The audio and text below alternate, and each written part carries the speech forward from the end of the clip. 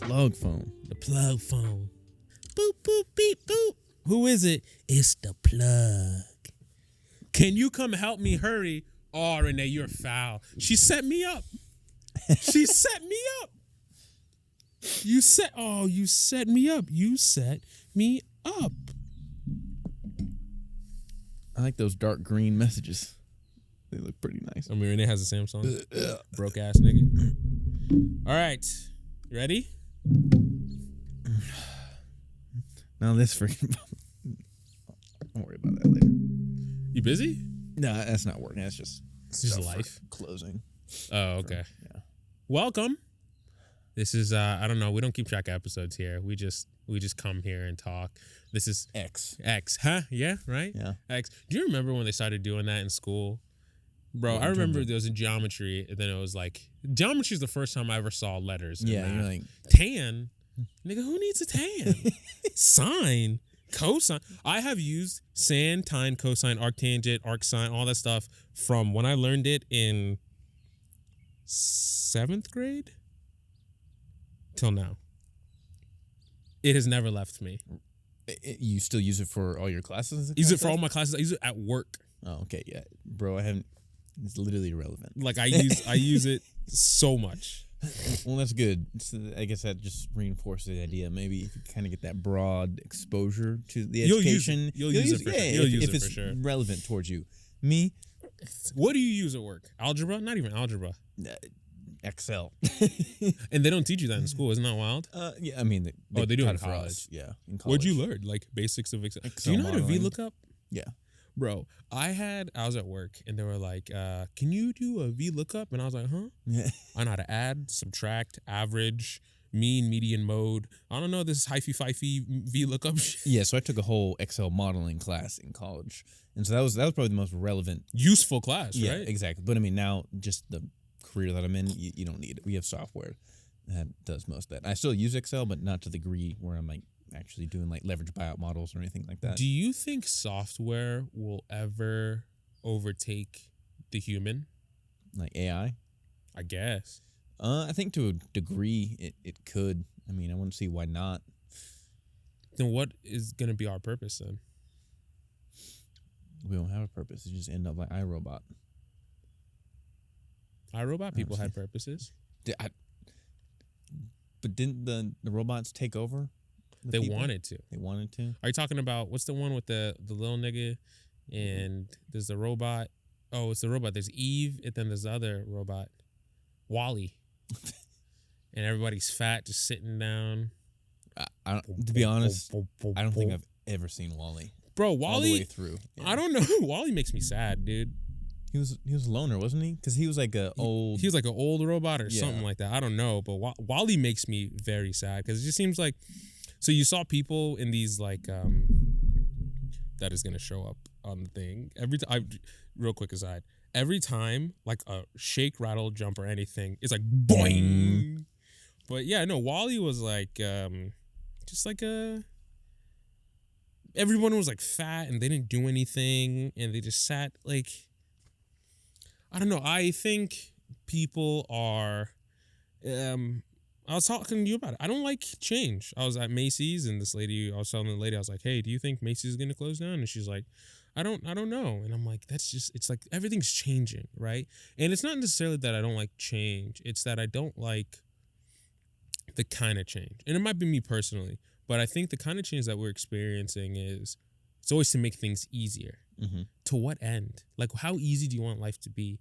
Me personally, I like doing hard things, right? I like the sense of accomplishment I get from achieving. I like taking the path that's more difficult because at the end, I'm more content with myself. Mm-hmm. I don't think everyone's like that, and not everyone has to be like that. But the question is, to what end? So what do people want? If we make everything in your life very easy, what are you gonna do?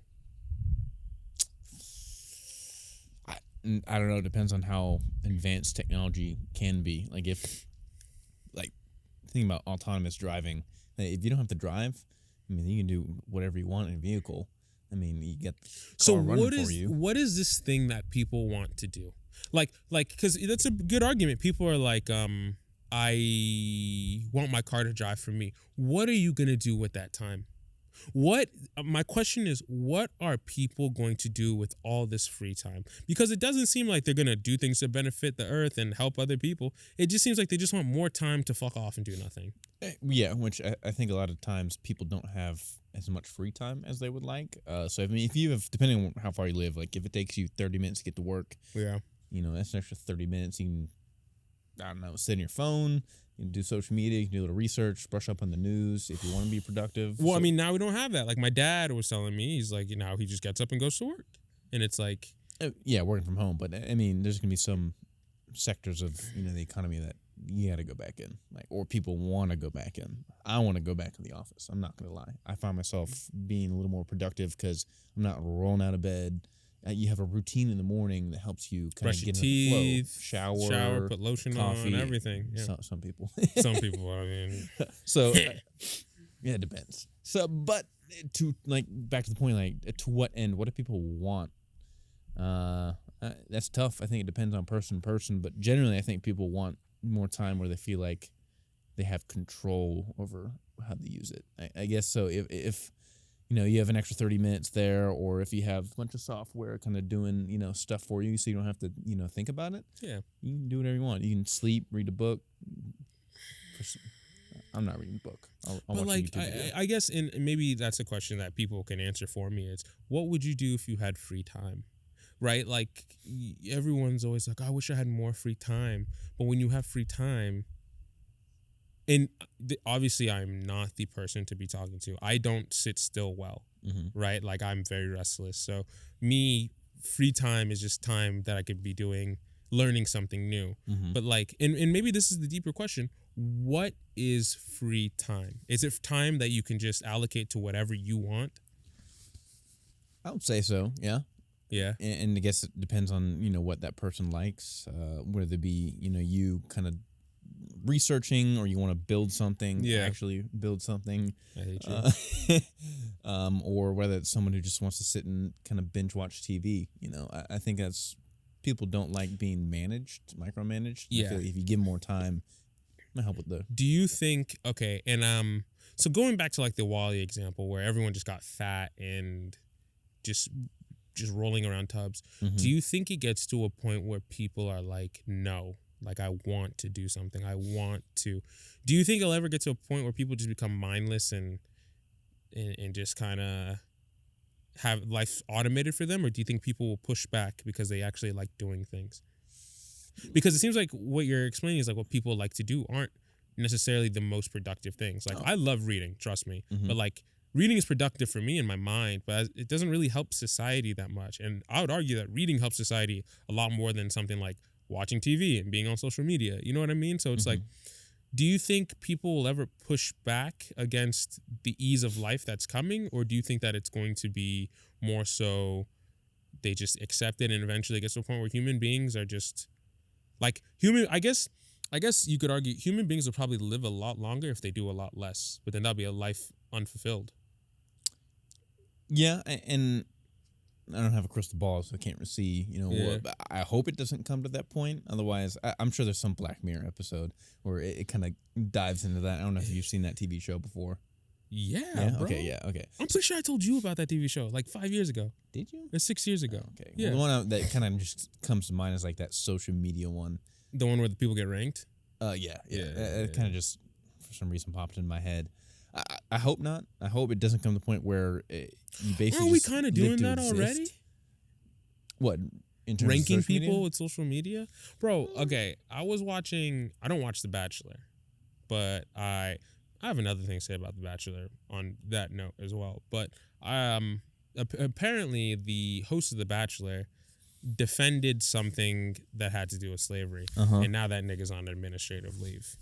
And it's like, we are to a point policing people and ranking people depending on their social media behavior, social media habits, things like that. You know what I mean? Like, we are to a point doing that. It's I think the thing about things like Black Mirror and other TV shows or, kind of satire on life is it takes you to an extreme. not to say that we're not living it already. It just gives you a very extreme representation of it. But I think we live in mild realities of those things. You know what I mean?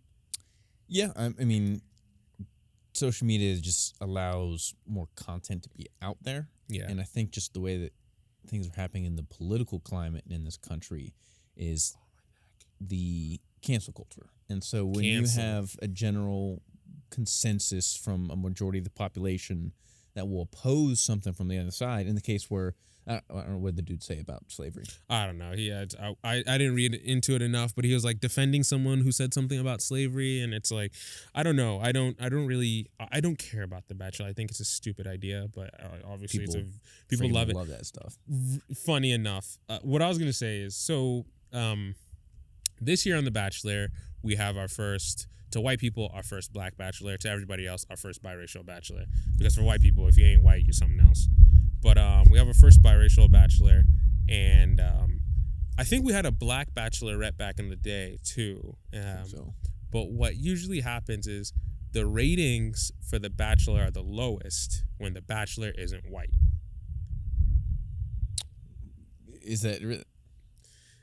That's legit? Yes, I'm not exaggerating. The ratings for the bachelor are low when the bachelor isn't white. And the thing is, and this is me, like, they run a business. Why would I ever have a black bachelor? I run a business. I need eyes on my shit.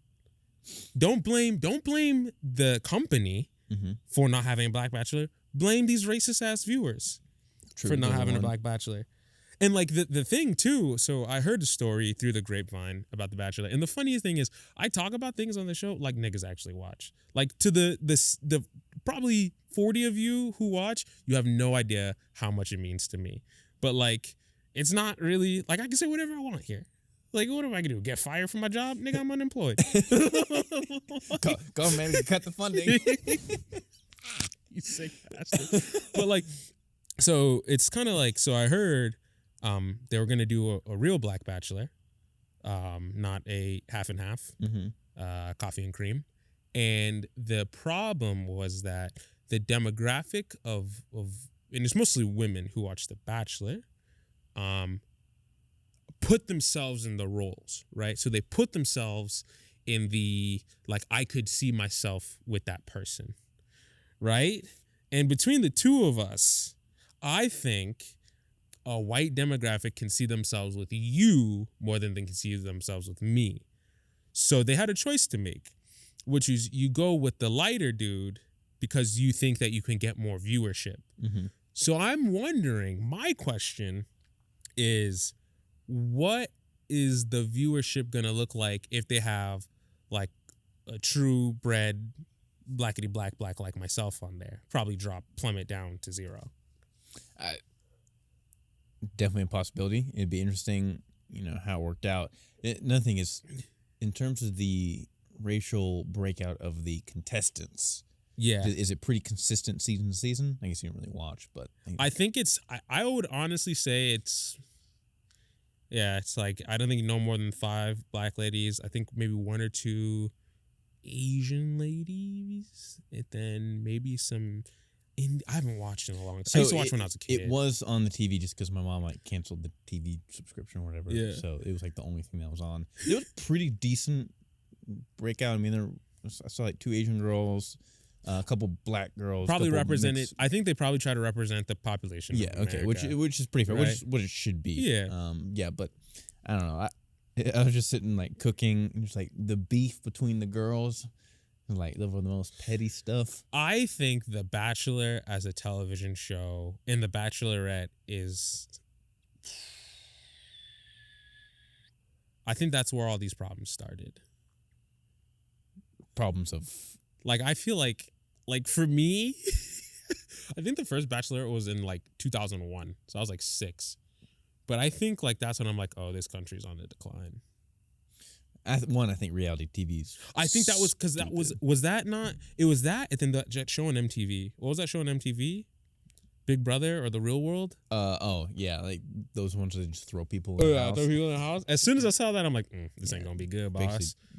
Yeah, like Jersey Shore and all those kind of stuff. It's so stupid. I mean, they're scripted to a degree, but a lot of the I guess discussions that they have between each other. I don't serious. get like, and you'll be watching the Bachelor and the Bachelorette happen within like a year's time. Like, does no one understand you're truncating a relationship and not even like a real like you're truncating a relationship and you're not even spending solitary time with one person. Bro, like 20 other women. It is a buffet line for the dude, for the Bachelor and the Bachelorette. That is basically how it is. I'm gonna call a spade a spade. I wonder how much smashing's going on. On camera? Obviously not on camera, but like I wonder like what's I don't know. I want to know what the background of that is. It's probably like the Olympic Village. There's only one dude though, or one chick. And please stop. Please stop. Please stop. Please stop. I don't know if I could live in a house with all those other dudes I'm competing. It just the idea seems so odd. Like you just basically this is what they said. They're like there's a prize, and you need to compete for that prize every week. And every week, that prize is gonna say you haven't met the standards and kick you off. Yeah. Sucks. I don't know, man. I don't know about you. I have better things to do with my life. I got work. What's the in your mind? If is you okay? I don't know what a comparable thing is for you. I watch car reviews a lot, right? Maybe someone who watches The Bachelor thinks watching car reviews is stupid. Probably. And how would I defend? Like, and I guess you just can't knock people for what they like. Yeah, I mean, but that's so stupid. Yeah, in my opinion, I think it's really stupid. It's stupid because it's like, what do you get from it? You're asking the wrong person. Because at the end of The Bachelor, you have not gained anything. Like at the end of my car review videos, I know what the difference between a flat plane crank and a cross crane plank is. Like I know the difference between VVT meter and feet pound of torque. Oh my god! Really quick, if you're a British, what would they call them there? We call it host. They call it presenter. Mm-hmm. You can't use horsepower and then go to use fucking Newton meters. You either use kilowatts and Newton meters, or you use horsepower and foot pounds. Yeah. All right, get your shit together. But yeah, I don't know. I don't know what they get from it. Like I learned stuff like that, right? And I learned that we use kilowatts to describe engine. In Australia, they use kilowatts. Mm-hmm. Did you learn that from The Bachelorette or The Bachelor? No. I don't know what I'm going to learn from The Bachelor. I learned what Craig does in his free time. I learned that The Bachelor is also kind of messed up, bro. Like, people don't like to say, oh, that's a 4, that's a 10, that's a 9, but like, we live in America. All right. Like all the girls on The Bachelor are objectively pretty. Mm-hmm. Right. And it's a little different. It's like all the girls on The Bachelor are objectively pretty. And it's not, I don't think, a really good representation of what's going on in you know what I mean? It's not I think The Bachelor, what's going on, man?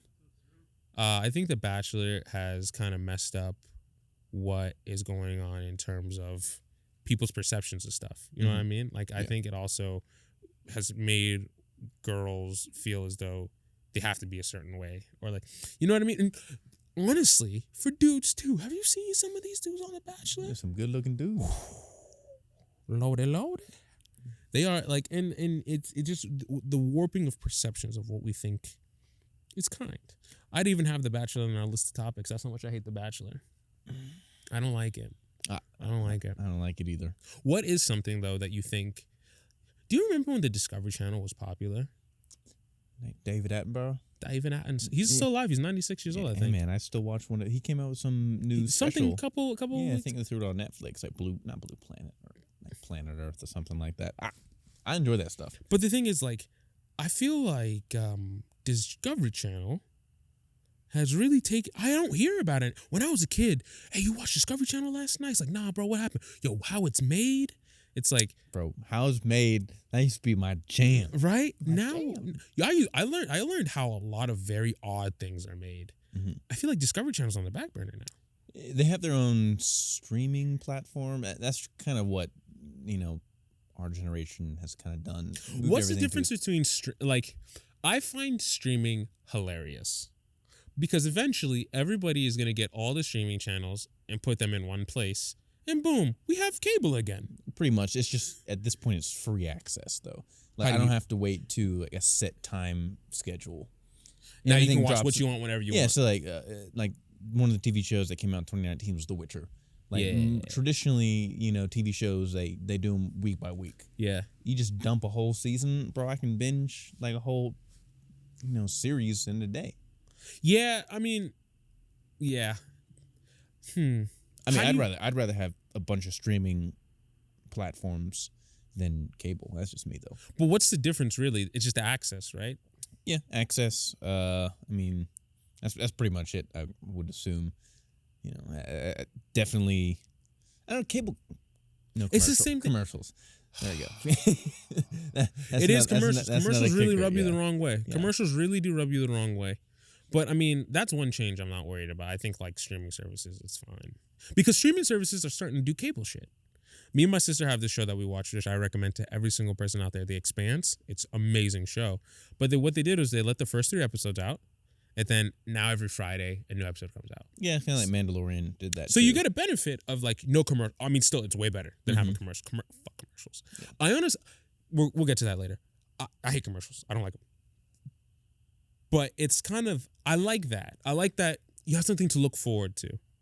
Right? I don't like the instant gratification. I like that, hey man, like you ready for Friday? You can call all your boys. Like, you know what I mean? It creates a thing to look forward to. Like, hey, do you want to watch Mandalorian? You come over. You don't crank it all out in one day. You invite people over. You guys watch. You talk about. You know what I mean? I think it's a little bit better. Yeah, and I think at least my favorite one where they did week by week was Game of Thrones for sure. Like there used to be like we'd have group chats going on where So weird, dude. what? I was on Game of Thrones before Game of Thrones was hot. Like I Yeah, don't want you to be were that guy. You're like a 2 or 3. Like you're like when it was season 2 and 3, you're like this is the best show. I was ever. like, this is hot, but Yeah. not everybody was on it. And then like everybody was like Game of Thrones, and I'm like, I don't want to be a part of these people. I stopped watching.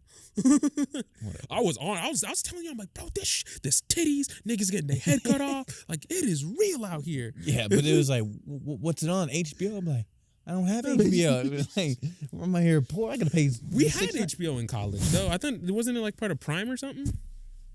I don't think so. I had HBO. Oh no, my roommates had HBO. I was got ripping plugged it. out. I got plugged out. But it's like in so yeah, that's great. But now my question is, what are how are commercials gonna make how is now networks aren't gonna make money? Or I guess they make money if they switch to streaming, then you pay for it. Yeah, so that's one way, and I think they have different tiered streaming platforms like Hulu. There's a Hulu, basic you have one. Yeah. ads one. Yeah. I think that's smart on Hulu's part because broke niggas like me. It sucks because they run the same commercial. So like, you get used to it. it's awful. It's Like, in we're watching here. like Rick and Morty. It's in here. Ugh, It's horrible commercials. You're sitting there like, bro, I might as well pay. You can say it word for word. Yeah, you say like, and that's how they get you. You're Yeah. like, I might as well pay the extra $5 so that I don't have to watch the commercials. And then you think about that span across maybe a couple million people do that, and that's month after month. That's hundreds of millions of dollars. So then, how are companies gonna get their commercials out? YouTube. I use ad blocker. Google may not like that, but bro, I don't care. don't give a It'll fuck. be a freaking Safari has it too. What happened? I say Google, and Google out here listening. Google's like, the Fed. What's good, cuz?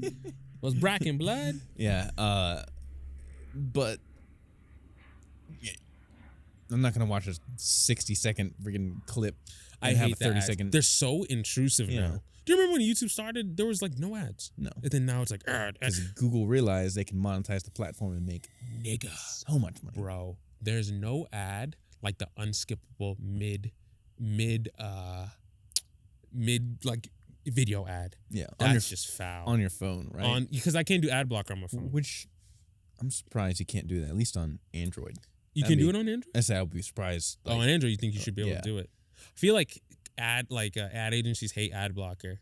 Oh, they do. Like when I go to CNBC, like I'll get a pop up that says, "Oh, do you know Yeah, you're on ad Ad blocker?" blocker. I'm like, yes, Yeah, nigga. come Mm, bring me to the website. I don't want to be Yeah, on I ad don't blocker. care about you. But listen to this. Now the opposition to that is now you got to start paying to go on CNBC. yeah, if they decide that's the way they want to monetize and be able to gain access. I mean, because you're cutting out their income, right? Like they were gonna be on they had ads, and you said I don't want to watch the ads. So the ad companies are like, well, you don't give us enough ad revenue, so we're gonna switch to a different platform. Yeah, and what they can do is, I know at least YouTube TV, it comes with a bunch of different, streaming channels. Or I think they've got like packages that you can add on, and like the base one you can add on. Hey, this, maybe they can start teaming up with these streaming platforms to be able to gain access to, kind of more premium levels of access for maybe their website or something like that. So I think there will be a consolidation, because you think about it. Look at Disney. Disney used to be what, like a theme park, and then they bought Disney, Pixar. Disney always been Marvel. Okay, let's hold out. First of all, Disney always been them niggas. Like I don't know Disney's a scary company, because it's under the guise of like, we want children to be happy, but nah, bro. Something about Disney don't sit well with me. Bro, they own like Star Wars, Marvel. They bought Star Wars. They bought Marvel. They bought Pixar. They had a merger with who did they take over recently? Shoot, I can't remember who it was, but they have a huge amount of access in terms of kind of digital ESPN. Yeah, ESPN. They own ESPN. They own ESPN. Yeah, and everything that they Hulu. Hulu. Yeah, there you go. Hulu's another part, bro. They own a lot of good chunk of space. It's a very competitive market, but I feel like they have some of the. I mean, Marvel and Star Wars alone are some of the biggest franchises. Yeah, biggest franchises. Nuts. I mean, who else is really big out there?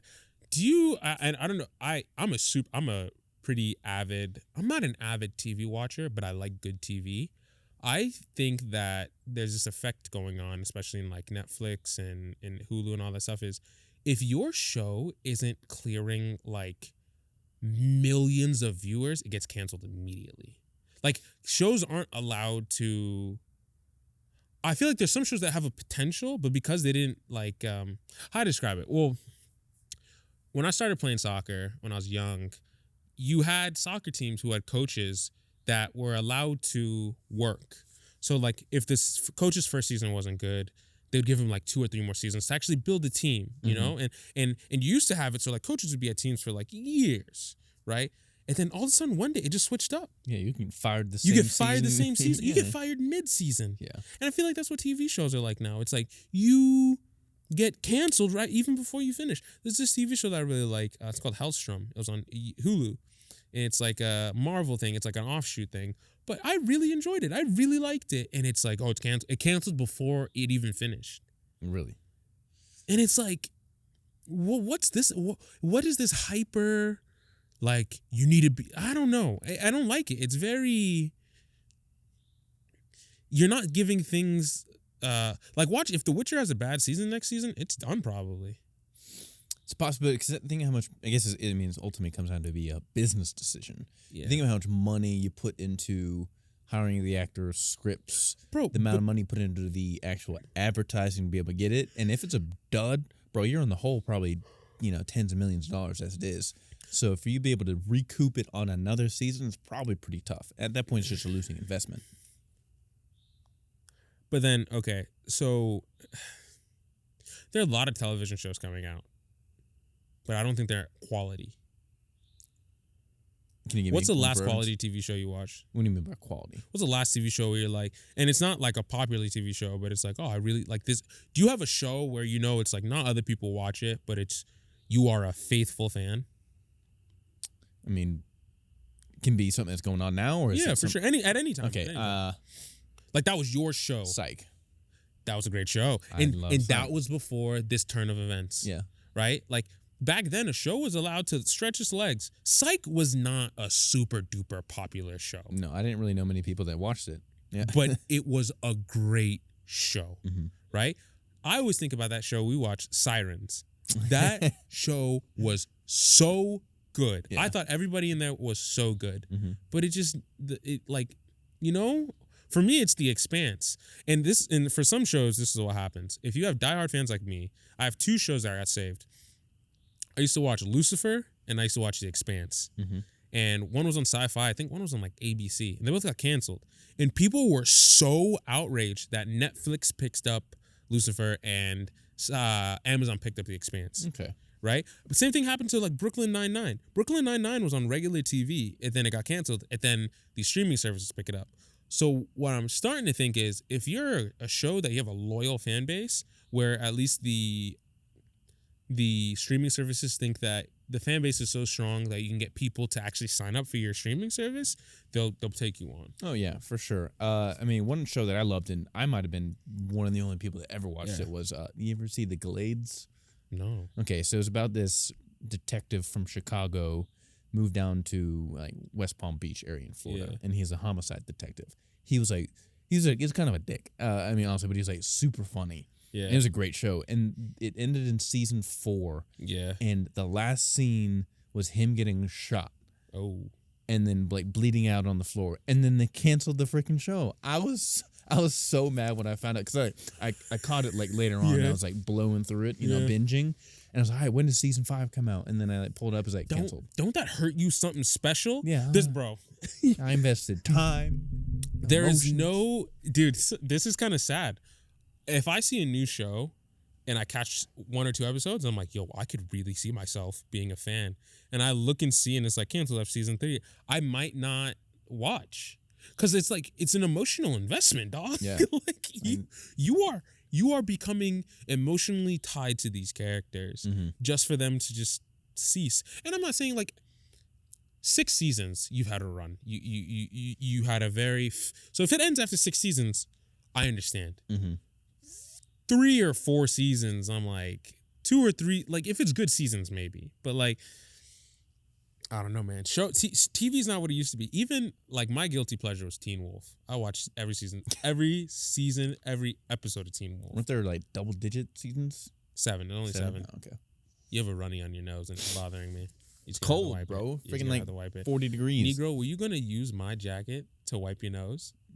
No. I feel like you were. That's fine. I'll wash it. But like, I was gonna. But like, as a human being, just to watch someone about to just defile your, I don't care. I'll wash it. But it's like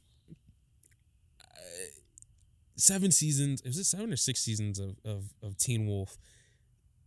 You just become a part of it, man. Like dude. Once Upon a Time.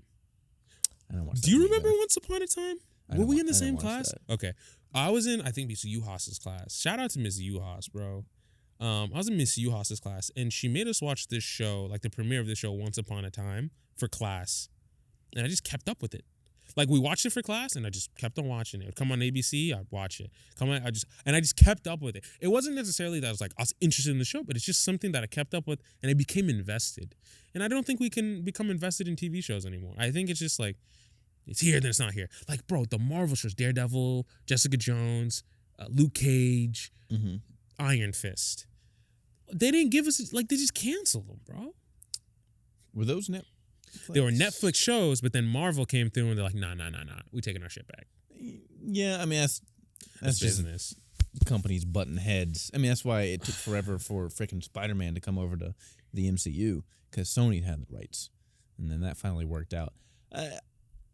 And then you kind of you just talked about the spin-offs on TV shows. What's your opinion on those? What do you mean the spin-offs? So you have like a general, so like Cheers and then Frasier? I didn't watch Cheers either, bro. Okay. But I've heard of it. You know what it is. Yeah. No, but you think about, you have all the Avengers movies, the core MCU. Then you have all these TV shows that are popping up. Have you watched WandaVision? No, I haven't. Have you? Nigga. Is it good? I told my sister, I'm like, Renee, I don't want to watch it. I don't want to watch it. I don't want to watch it. I don't want to watch it. We started it, nigga. I am invested. That's good. It's good. Dude, they are good. They're good. They're good. Okay. The thing about Marvel, and Marvel did something that, if we're looking at it plainly, DC comics are better. DC comics are better. Better stories, better everything. What Marvel did was Marvel added mystery. Every Marvel show that you watch, there's a very clear, we want to know what that is. Every show you watched, every movie you watched, there was always, Marvel leaves you wanting more. Mm-hmm. Very much. Stories never finish. There's always and. Mm-hmm. DC doesn't do that. DC's not good at that. That's the first thing. The second thing Marvel does very well, and I think we talk about this at nauseum, is their villain character development is some of the best I've ever seen. When you take a villain and you humanize them, you create another aspect to a story. Like, think about Ultron. He was a guy everyone knew. He wasn't like some lofty, otherworldly spoken. He didn't speak at a level above all of us. He didn't, you know what I mean? Because a lot of villains, when you're watching DC movies, they're like, they're just kind of airy. They're like, you can't connect with them. You can't identify with them. You can identify with every Marvel. Killmonger, I was a huge Killmonger fan. I wanted him to win, right? Ultron, I thought he was the best. Thanos, I loved Thanos. I loved the vision, loved what he was trying to do.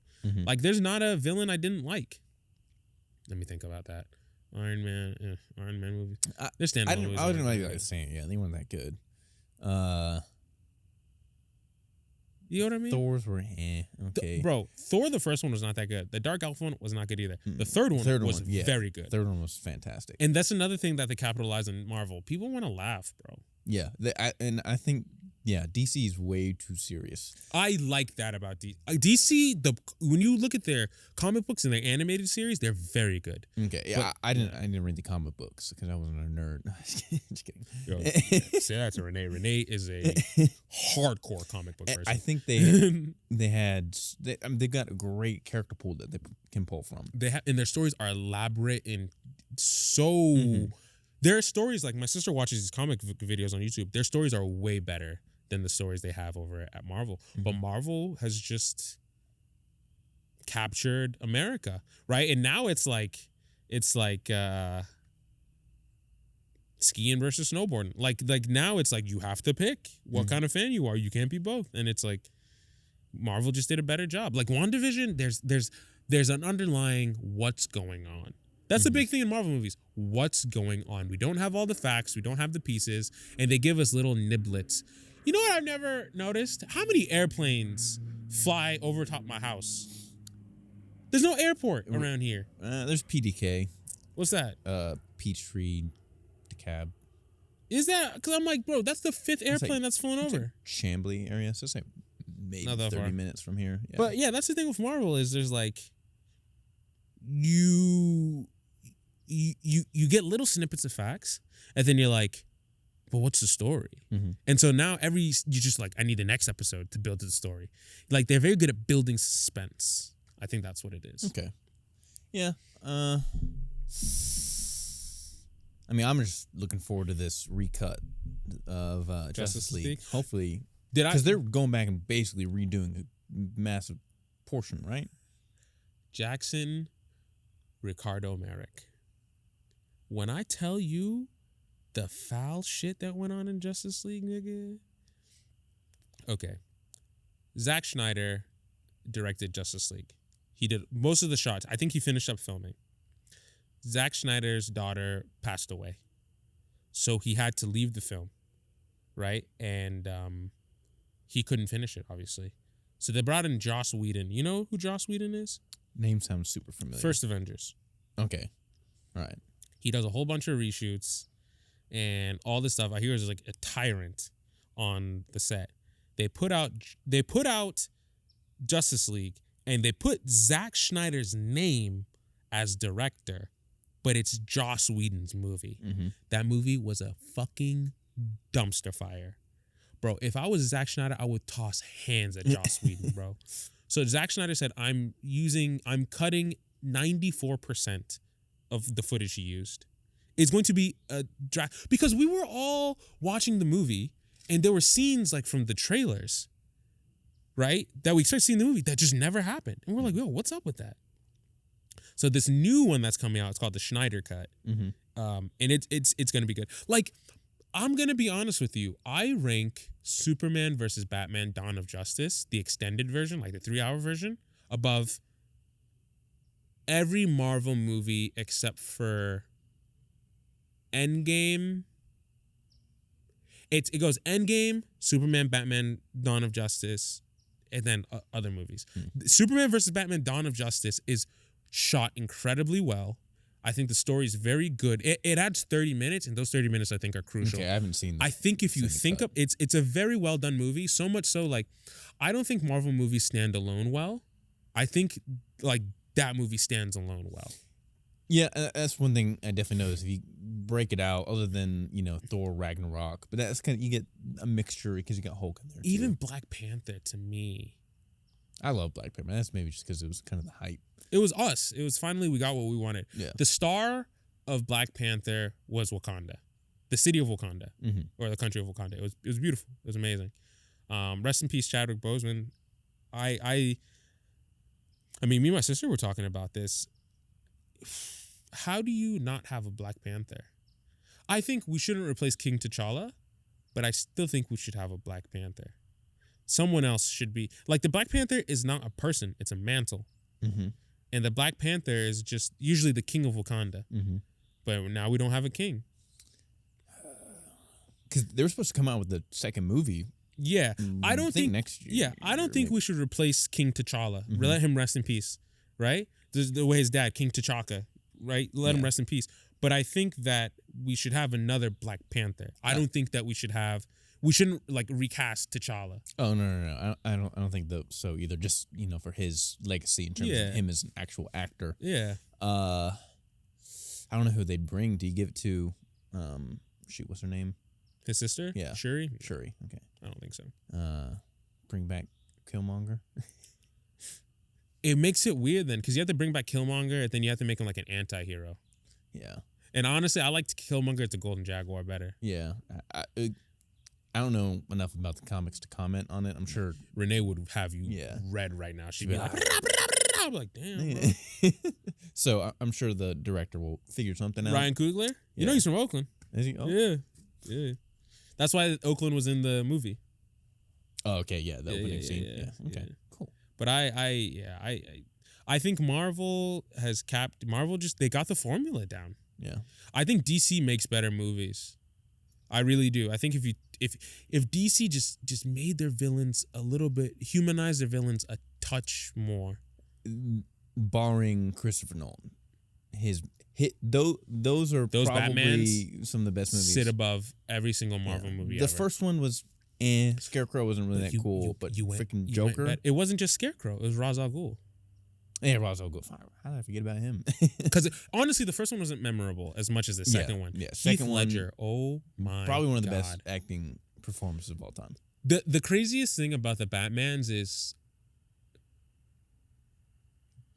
Batman wasn't the main character. He was, but he wasn't. You know what I mean? Like obviously Christian Bale did a stunning job, tremendous job. But like I would have a hard time saying, I don't know. Like he's a great actor, and I think he acted it well. But there were so many other strong performances in that film. I couldn't say that he carried the team on his back. It wouldn't have been the same without him, absolutely. But everybody else did their job so well. Oh yeah, for you know sure. what I mean? And I just think Christopher Nolan as a director is there's not a single movie that I've seen him put out that isn't good. You watched Tenet? Yeah, Tenet. Yeah, that was good. It was good. I haven't seen it. Oh yeah, it was good. I'd probably have to go back and see it again because it was kind of confusing. I mean, there was like pieced together as it was going on. But you think about Inception, Interstellar, all these movies that make you think. Bro, Interstellar ruined my life. That was another movie. Like, I don't care if people haven't seen it. When there was knocking on, I was like, "It's him from the future." Oh, you knew? Yeah, and the people were like, "That doesn't even make any sense." But Like, it's him from. 2 hours later, they're like, "How in the world did you figure that out?" Look at I'm you like, with your astrophysics degree, nigga. Deductive reasoning. But yeah, no, he's a great director. I think where Christopher Nolan, where me and Christopher Nolan part ways is I think he does the cinematic thing beautifully. Like his shots are very cinematic.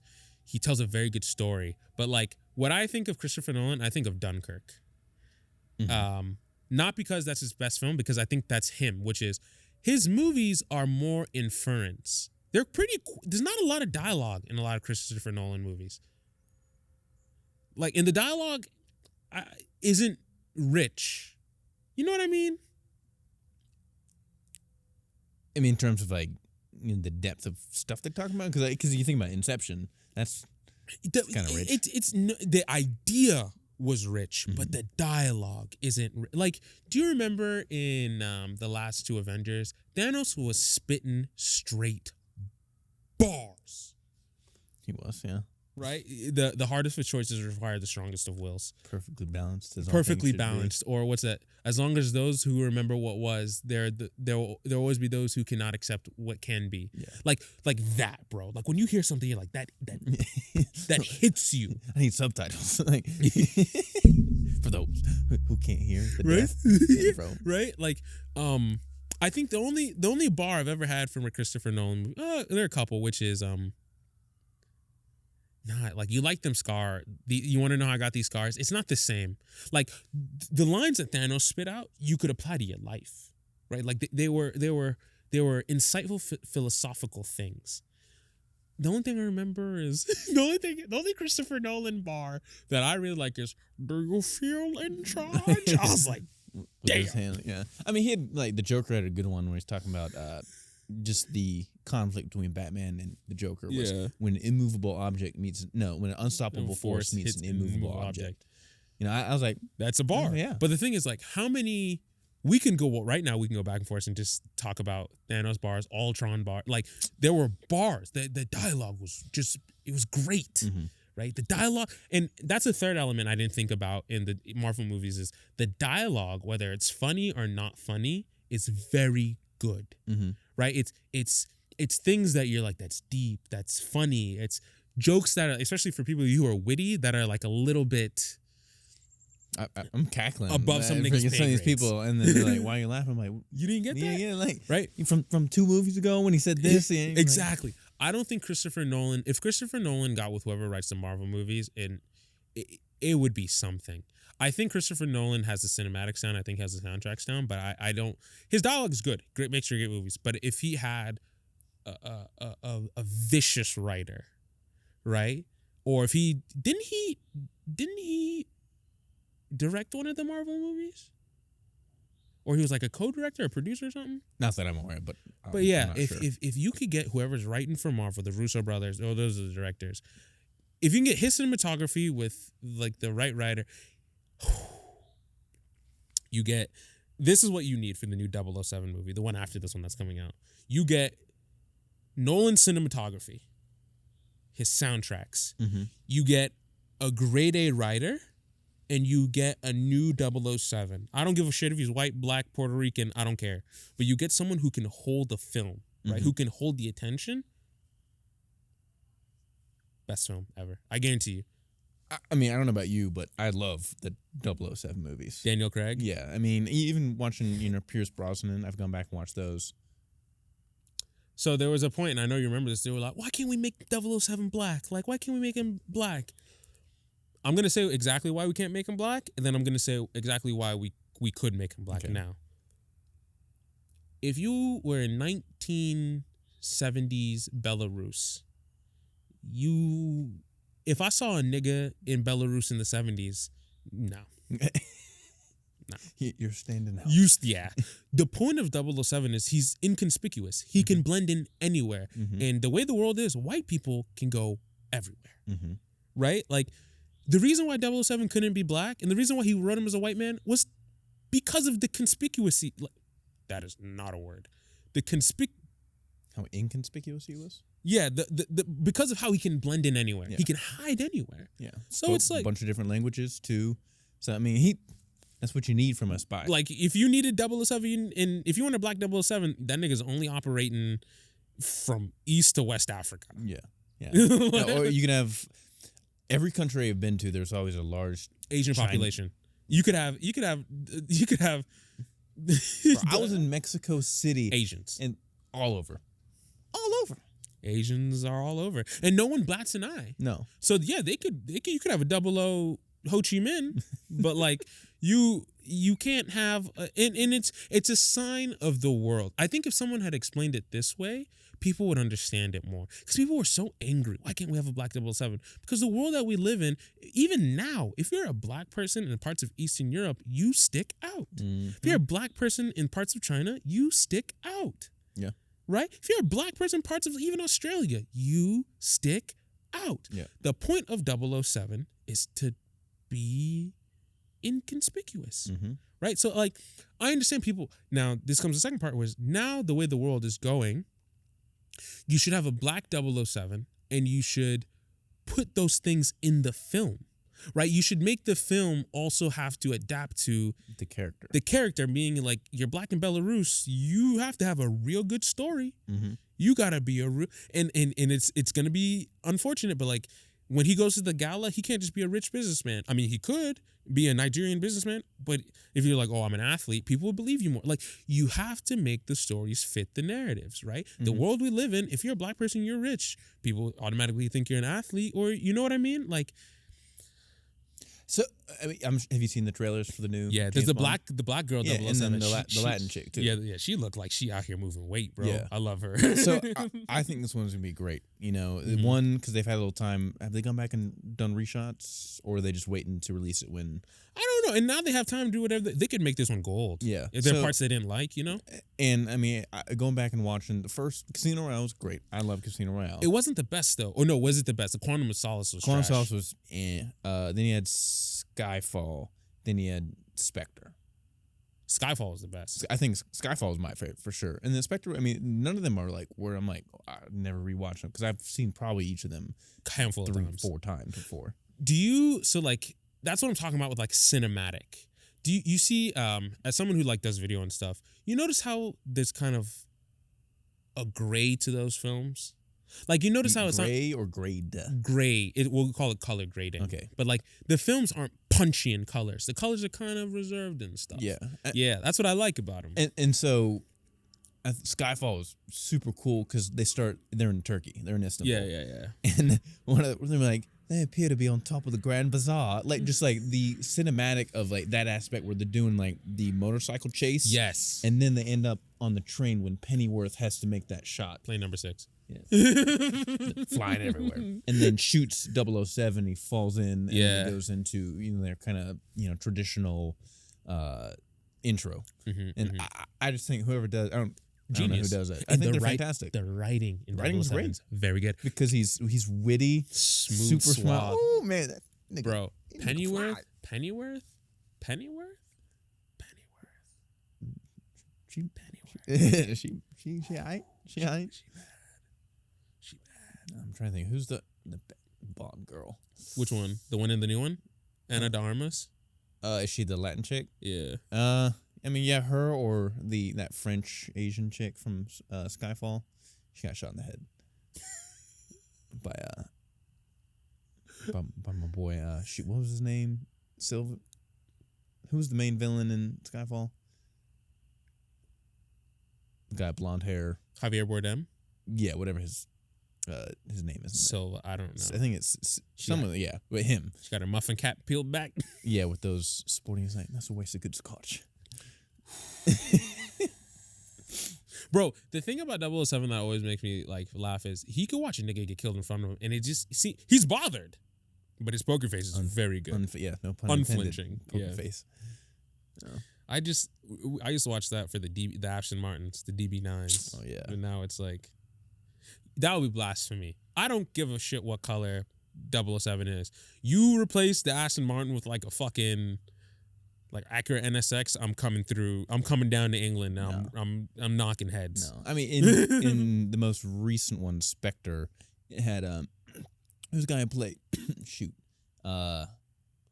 Batista. Yeah, he was driving basically the Was it McLaren or was it the NSX? It was the NSX, right? No, it was the Jaguar. It was basically the XJ220. People concept. forget he was in there. Yeah. And that nigga big as fuck. He was just freaking yo. He did it really well. He didn't have a lot of lines. But No. he was just a hitman, man. I liked him in there. Yeah, Quiet, did his job. Yeah, drove well. Yeah, and they had the Aston Martin in there too. So I mean, I don't think they will ever take it about just because that's kind of like the iconic British car. They're all turning into goddamn pussy wagons, hybrids. Give me that 2-system hybrid, like a supercar version. I do, but I want the 918. exhaust to be loud. I mean, I'm still having a bad engine. Give me the 911 turbo engine, and on top of that, put a $200 horsepower mild hybrid system in there. be ripping. Ripping. Yeah, I don't know. I mean, movies. I love movies. I feel like we went down. We always do this. We never talk about. Let's actually talk about some of the things that we were going to talk about. I'll let you pick your first one.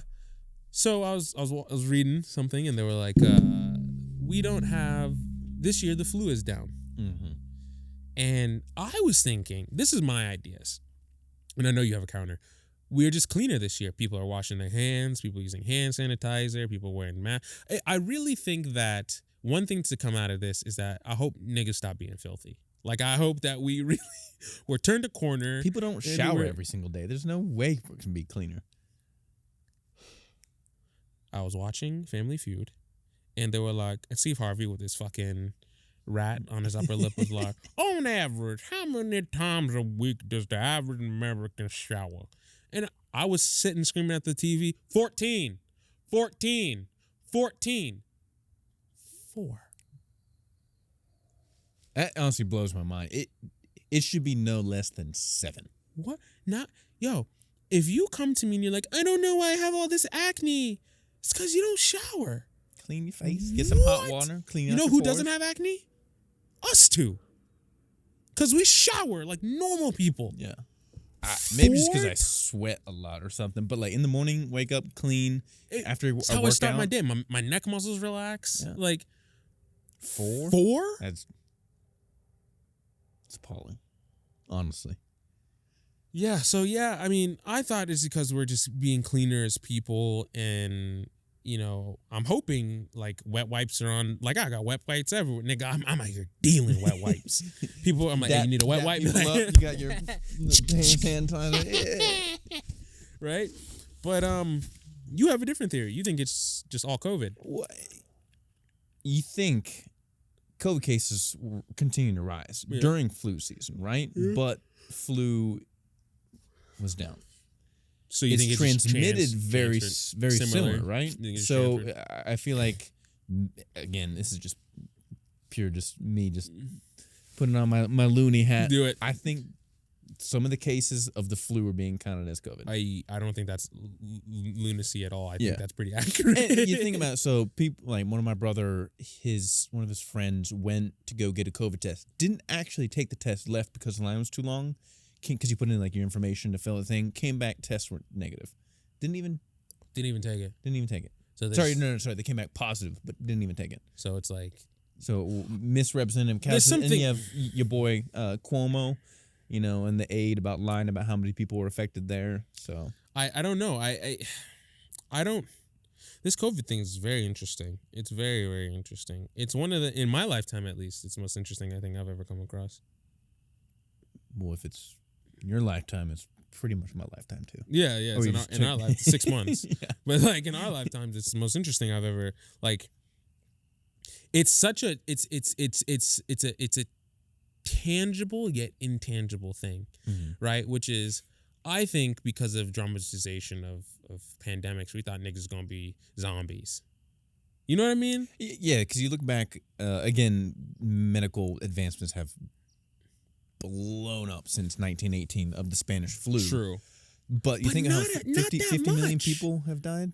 Yeah. And then I think maybe we've eclipsed 1.5 million for COVID, if I'm not mistaken. Majority of those are in the U.S., of course. But I don't...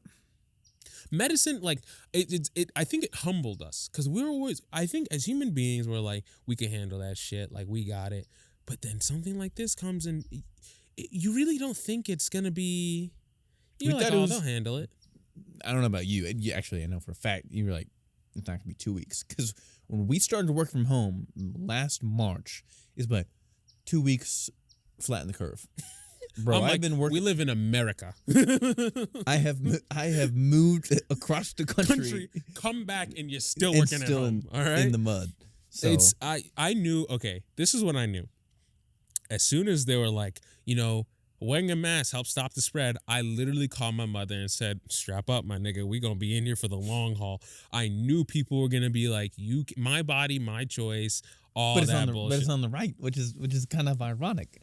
But you think initially what the CDC said was, only wear a mask if you're coming in contact with people. Yeah, they flummoxed they it. that was a big mistake up front. Because see, and this is the thing. This is where people will tear you apart if you don't keep your story straight. They will poke holes in that story. And at first, you said don't wear a mask. Then you said wear a mask. Now it's like, what is it? You said don't wear a mask. Then you said do wear a mask. I don't like wearing a mask. I don't want to wear a mask. It's my choice. And it's so, my choice. My body, my choice. And so, I don't know. I think we're at the point where we're waiting on the vaccine. You have Pfizer, you have Moderna, have their messenger RNA version. Don't want that. I want the regular. They give you the illness and you. Yeah, which is the Johnson & Johnson one. Has a less success rate. Don't give a fuck. I don't want niggas traditional tampering with my DNA. Next thing I know, I'm not about that. I don't want to be no guinea pig. Do you know? Okay, so there's a lot of pushback about why in African American and Latinx communities people aren't taking the vaccine. Do you know why? I've sent it to you before. It's the Alabama study. The Tuscaloosa syphilis experiment. Mm-hmm. Bro, they were purposely giving African American males, and I'm not making it up. People be like, he's always talking about black shit. Well, I'm black, so suck my dick. They on purpose, you can look it up, gave African Americans syphilis under the guise of giving them free healthcare to test the effects on syphilis on human beings. So forgive us for being skeptical when the United States government says they want to help us. You know what I mean? Mm-hmm. Like, the government's like, I wonder why black people don't want to take the vaccine. Really? You wonder why? And this was what, during they always make it look 70s? Black and white. Nigga, it was in the 60s. My parents were just born. Yeah, my parents were alive. Like, stop. And while I do agree, it's like, it's probably not that. It's probably not that. They're probably not doing that. But the fact of the matter is, if someone could do that to you once, who's to say they can't do it to you again? Yeah, that's fair. I mean, and statistically speaking, our age group deals with, especially being, healthy individuals, we can deal with COVID pretty well. I mean, it wouldn't be a problem. It's just the spreading aspect. I think people don't wear masks really that much, and then two, people don't wash their hands. Like, even when we're sitting here, like, just trying to get the snot on my freaking nose, then you go touch something, some spread. Have you become hyper aware of people? I saw a nigga. Yeah. This nigga went to go grab. I was like, Playboy, back up, dog. Yeah. What are you doing? That's just how people always are. It's just because they're just so used to it, and it's interesting. I mean, I'm waiting on the vaccine. You think Asian folks were ahead of the curve with the mask wearing? I don't think they anticipated something of this scale, but you think they thought something was up? You think there was something was going down? I mean, they tend to wear masks more. Yeah, I think they just wear masks more. And I guess because there's pollution, so many people where they come from too, so germs are just on the rise. Yeah. Speaking of Asians, you've been hearing about old Asian folks getting their fade run in the Bay Area? Yeah, the increased aggression towards Asian population. How do you feel about that? Like, what do you think of the causes? What do you think, just in general? The cause comes down to lack of education. I mean, one, you're making the assumption that the person is Chinese, but statistically speaking, everybody. hey. I mean, and I'm not. Everybody thinks me and you are the same black. Yeah, that's not. But so it's like a Chinese person, Japanese, Mongolian, Korean, Vietnamese, Thai, not the same at all. Burmese, but so they're passing on their aggression because of COVID to the fact that they are Asian, and it just comes down to lack of education because it has nothing to do with. I remember Trump was like the Chinese virus, and everyone got so mad at him. The virus did come from China, 100%. And so I don't have a problem with that. But if you try to, He was really hammering it. Let's be honest. He was hammering it because it's Trump. Of course, he's gonna freaking hammer it. It is a virus that came from China, and the Chinese government lied. They would not. Yeah, they did not. I mean, no, that's not a tinfoil. I'm pretty sure we found out that they lied, and they would not let the WHO or the CDC come in to investigate. Yeah. So that's. I mean, and those are facts. Yeah. Like that's factual information. How do you feel about that? And you know how I feel, and maybe we'll go into it. I don't know. I don't want to have a whole bunch of Asian people angry with me, but so now that Asian folks are getting run up on, there's a call for solidarity, or they're asking and calling upon the African American community to be with them in this time of need. How do you feel about that? Well, let's kind of give some background. Where we live here in Johns Creek, there are more Asian people than black folk. It's like 22% Asian, 9% African American. Mm-hmm. Right? So we grew up with Koreans. Like Koreans were our Asian of choice. Yeah. Right? I went to like Hagwon, which is like Korean tutoring school. Like, so it's not like we're speaking out of our ass when we're like, we've had ample relations. We've gone to school with them, broke bread with them. Yep. So I don't want people to be like, you don't know any Asian folks. I know how some of my best friends are Asian folks. I don't want to hear that bullshit. My boy Hante. Right? Hante, Moonte, Youngte, Yeah. the Tay crew, Yeah. the Tay trio. Exactly. Like, yeah, we have very good friends that are Asian. But I just want to kind of hear what you're thinking about that with the Asian American community and just the Asian community in general calling on African Americans. Why are they?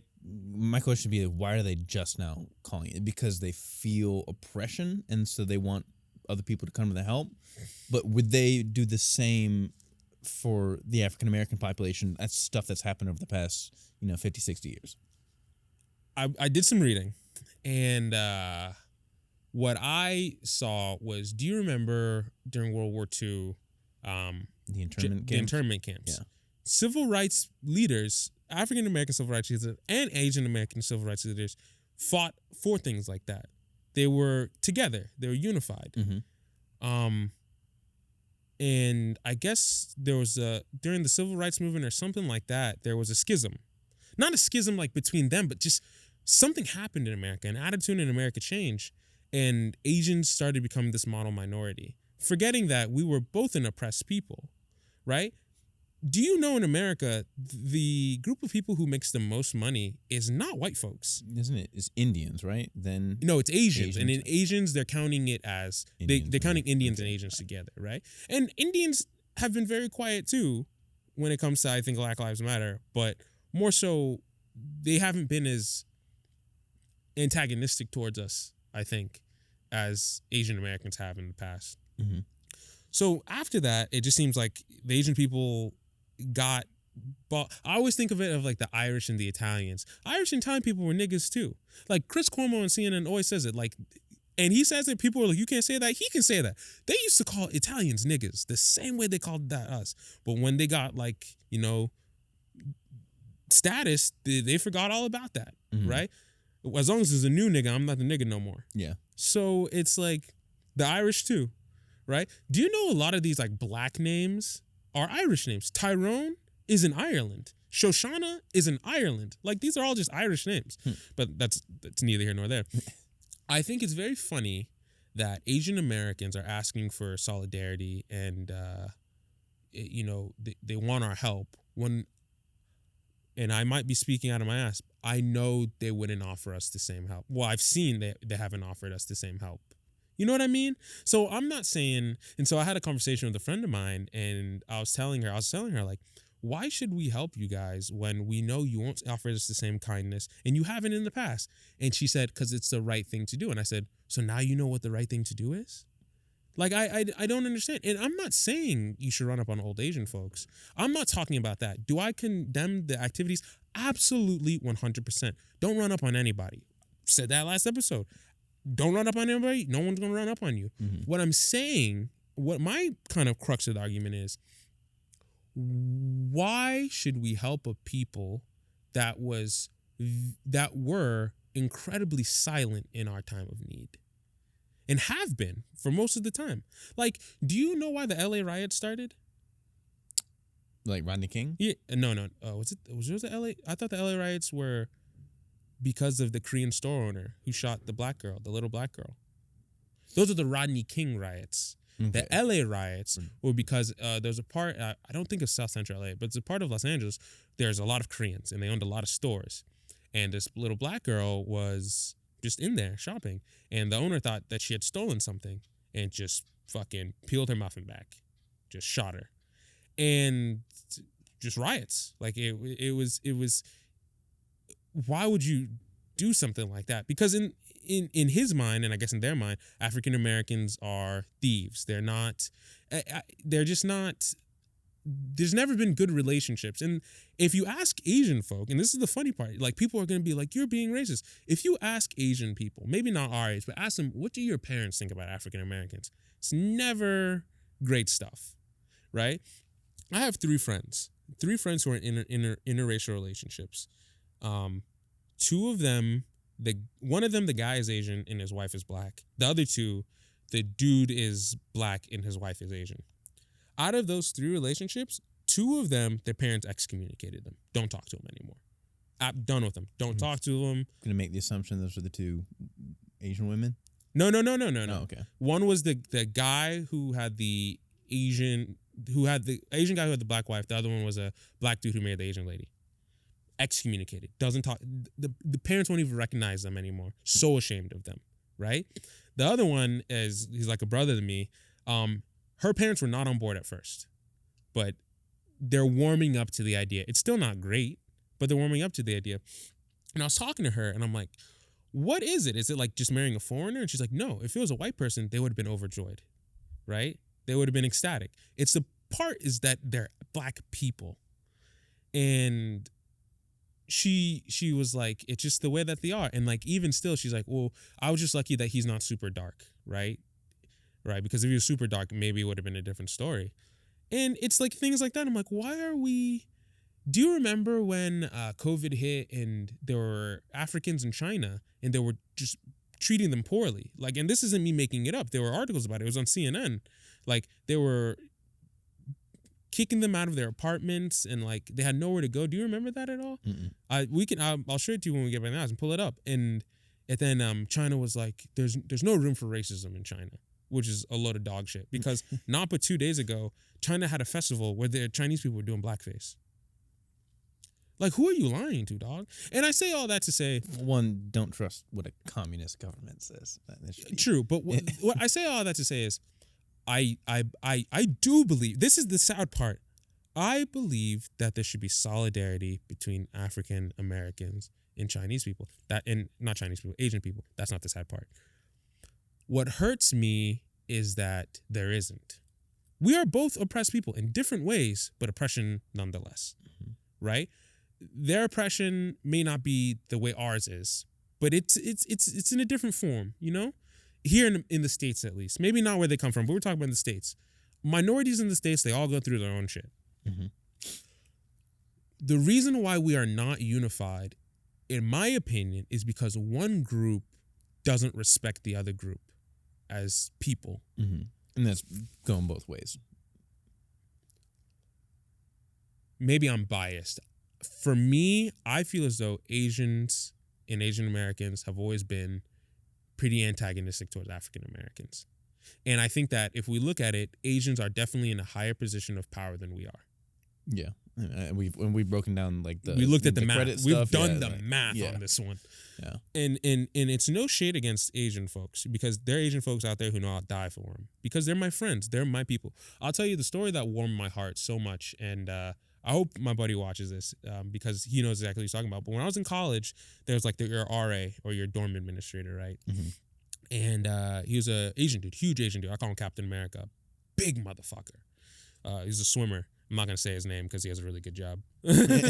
But he was so kind to me. And it was a tad bit off-putting because growing up here in Johns Creek, there are tons of Asian folks. But I've never experienced that kind of them like asking me how I'm doing, what's going on. Like, you know, just being nice. And then I remember he was like, hey, do you want to come to my house for dinner? My parents want to meet you. And I was like, are you like, I was shocked. I never told him this, but I was so shocked. I was like, what do you mean that they want to come be with me? He's like, and he was like, why are you? I'm like, but I'm a black person. He's like, and I'm like, I thought Asian folks don't like black people. And I remember he said something to the effect that, like, he didn't deny it. He's like, yeah, but it's not like that all over. Mm-hmm. And one thing he taught me is like, I was being racist. I'm like, man, these Chinese people may be better than I thought. And then he's like, bro, I'm from Taiwan. And I'm like, oh, that's what it is. But no, I mean, what I'm trying to say is it's there. You treat people like people, you can love anyone. I will die for that man. And he knows that. We don't talk every day, but you can call me at any time, ask me for anything, and I'll do it for him. Because not only did he show me kindness, he showed me that it's not about who you are. It's about the connections that you have with people. Mhm. Every time I talk to him, I ask about his family. I ask about his sister. I ask about his mom, his dad. Like, I care about them. And it's not because of the color of their skin. It's because I created a bonding connection with them. Mhm. I feel like, I don't know what it is between us and them that we're not able to establish those connections. You know what I mean? Yeah, I mean, one thing, I guess most of my friends, that their parents are not American. Mm-hmm. Took me forever to actually meet them. Like Arjun's parents, I don't think I met I've them. never until, met Arjun parents. I've met them, but I think it was in college. Quick aside, do you remember when Arjun's parents thought that I was a hoodlum? Arjun, if you're watching this, you're a piece of shit, bro. Because between me and you, who has their life together, bro? All right. Your parents still think you're a vegetarian.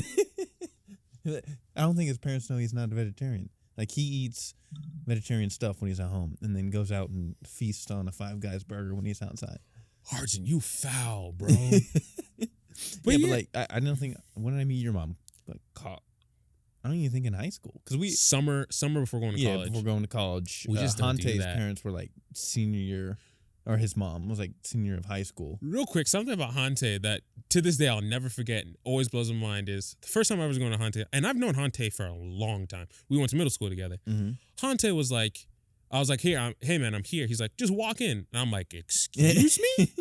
He's like, yeah, just walk in the front door. I'm like, my man, I'm just not walking into anyone's house. You said that to me too. I was like, bro, like, he's like, no, I'm not doing that. Like, come outside and get me. Like, bro, even at your house, if your garage door is open, I'm still going to the front door. No. I'm not getting shot. Yeah, I mean, there aren't really many people other than like your house, and then. There aren't really many places I just like feel comfortable just like walking. I'm still gonna knock on the door. I'm still gonna knock on the door, dog. Yeah. And for me, at your house, it's not your family; it's your neighbors I'm worried about. Yeah, you live with some snitches, boy. Yeah. Boy, my neighbor. Like one time, like I was driving and he's like, he just had a mad face when I drove by. I was like, bro, what's your problem? I saw you out back smoking weed out of a bowl. Like, boy, I got a silver bullet. Just wait. Don't try me. Don't try me. But yeah, I it's weird. Foreigners are not. My mom never let me sleep over places. Foreigners are different. Couldn't go on trips either. Like, I couldn't go on trips. Yeah. Foreigners are very different. They don't. This is not their home. They don't know how things move. You know what I mean? So it's hard. It's hard on us, the kids of foreigners, because we're playing these two sides, right? So it's always a little tricky. But yeah, you're one of the only people who really knows my mom. I think you're the only one. Like Arjun, obviously, because Arjun's been over. Andrew, too. Yeah. But this is weird, because, like, Andrew was so quick. Michael's was so quick to be like, oh, yeah, man, just come over. I was like, do I have to sign paperwork? Yeah. Is there, like, and his mom is super nice and everything like that. So it's weird. It's just, I think maybe, I don't know. Do you think that maybe that's why because foreigners just have a barrier up? But I guess you could speak better about them than me. But I mean, what's your mom's opinion in terms of, I guess other Asian races folks? and cultures? Yeah. How do I say this? My mom is incredibly distrustful of to say she doesn't like Asian folks isn't true, but she's very weary of them, because even back in Ghana, like there's a video, and it happened in Ghana, and I'll link it in this video in particular, where this company would get these African kids to say things in Chinese, and like for certain events, and they got these Africans to say that we're monsters and we're stupid, and it like they played it on like, I don't know if it was on television or something, but there's a video of it, and they taught those kids that, and they knew those kids didn't know what that meant, and like it's things like that bothers my mom, which is they think we're stupid. They think we're just idiots. And obviously I'm exaggerating, but that's what my mom thinks. Like they think that Africans are just dumb animals to be herded and used. Yeah, which there's the access of education is not fantastic in Africa. But have you ever met like a Nigerian? Some of the smartest people I know are Nigerian people. No, the access. Okay, this is the thing about the access to education in Africa. it's not as wide, Yeah. twice as potent. Yeah. The quality is good. We learn better. I would argue Africans learn better in Africa than they do in America. Because my mom always told me, here in America, you had resources. There, all we had was the book. So we learned the book back to front, front to back, sideways. But yeah, it's not wide. Not everyone is as educated, but those who are educated, Very they smart. come here and they do wonders, right? Yep. So I get it. But the thing is, China is just Africans. Like, they have so many more poor people. Yeah, their population is also like 1 point. That's what I mean, though. Is like, so do they look down on their poor people too, or is it at least they're not black? You know what I mean? I mean, I would assume this reflects all cultures, the separation of socioeconomic. If Absolutely. someone's richer, they're going to look Absolutely. down on someone who's poor. Absolutely. So I guess so. I've never had that issue, and maybe I have limited contact, but like groups of people who I've never had friction with, like Eastern Europeans, don't know why, always, they're not like friendly people, but I think because Eastern Europeans are the Africans of Europe, they know, like, I say this 100% wholeheartedly. I would much rather live in the poorest country in Africa than the poorest country in Eastern Europe. Because it's the same shit, except that winter will change your life. Yeah. It's viciously cold, Mm-hmm. right, in there. And so at least in Africa, you don't have to deal with that. But I think it's the same thing. They struggle, they have poverty, they have corrupt leaders. So it's, who are you to judge? The Eastern Europeans. But the people, to me, who I'll always see as just like family. Like, and it's weird. Indian folks have always, except for Arjun's family.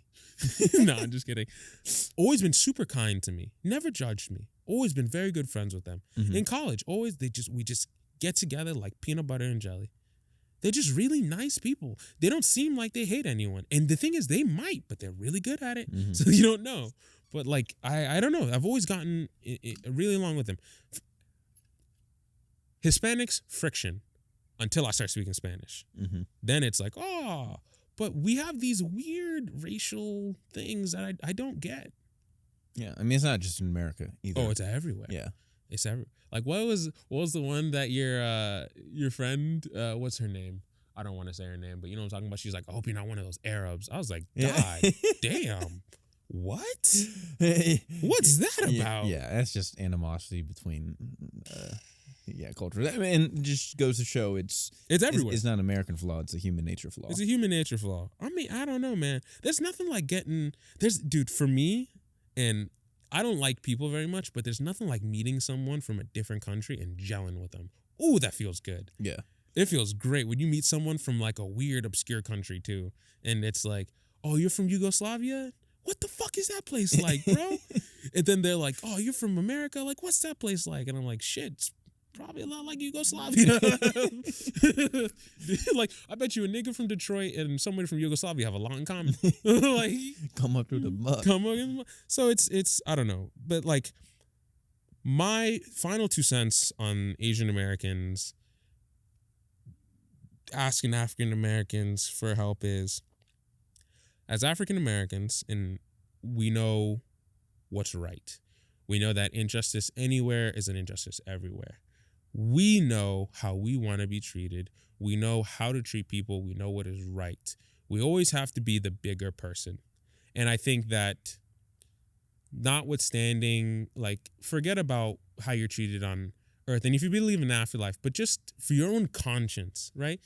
Be a good person. Join the Asian Americans in solidarity. What I will say is, do not expect the same kindness in return. Well, next time someone gets shot, do not expect them to come to the rallies. Next time there's a African American who gets an unfair jail sentence and you're not rioting, protesting.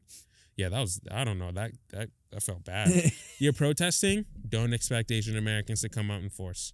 If they do, by all means, hallelujah. But do not expect them to stand with you the way you stand with them, because they have shown us previously they don't stand with us like that. Do what is right. That's what I believe in. Do what is right, which is help them. But not everyone believes in what is right. So don't expect that same help back. That's all I'm saying. Just so we can protect ourselves and not be like, oh, I can't believe they ran away after we helped them. Nah, bro. I'm not gonna. I'm like, I will go to the rallies that are like, treat Asian people better. I'll go and I'll fight for them. But next time they shoot a nigga in the street, I'm not gonna expect, Jin Kwan Lee to be standing right next to me, arm in arm, saying, "Let our people go." They've shown they just ain't like that. You know what I mean? I think the proof is in what we've seen. Historically, and like even what we've seen recently, they keep quiet. They are not outspoken. The Hispanics are way more outspoken and don't even like us that much. But they're way more outspoken because they understand that they are in the same kind of position we're in. They're at the bottom of the table. Asians are at the top. Maybe they feel as if they talk and help black people, they'll get shifted down. So they don't. But I don't know, man. All I'm saying is, from what we've seen, that's their behavior. I don't want people to be like, you're making it up. You can look at it historically. Asian people have not been nice to black people. And that's not me speaking from feelings. Yeah, from experience. All right. From experience for the both. I've had Asian people calling cops on me twice in my lifetime. Because I was driving a fancy car. Fuck is that about? And people will be like, what about white people? I will talk about white people to you till the end of time. But right now we're talking about Asian folks. Right?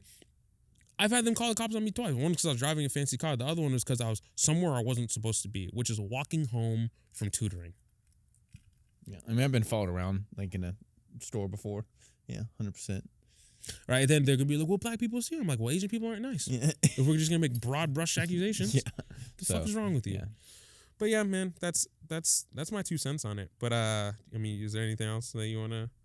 I think this is a really good segue into. Did you hear in Utah? One place in Ogden, Utah, I think, said that you could opt out of doing Black History Month.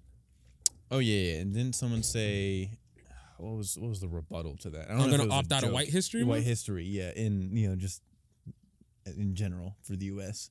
What?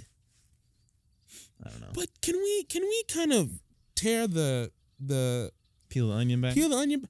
How do you opt out of Black History Month? I don't know. Just so how do you not teach Black history? Isn't Black history American history? Yeah. So how do you go, I don't want my kid. And the thing is, and I think this is the issue, is they made it an option and people took the option. That's my issue. My issue isn't that they made it an option. Because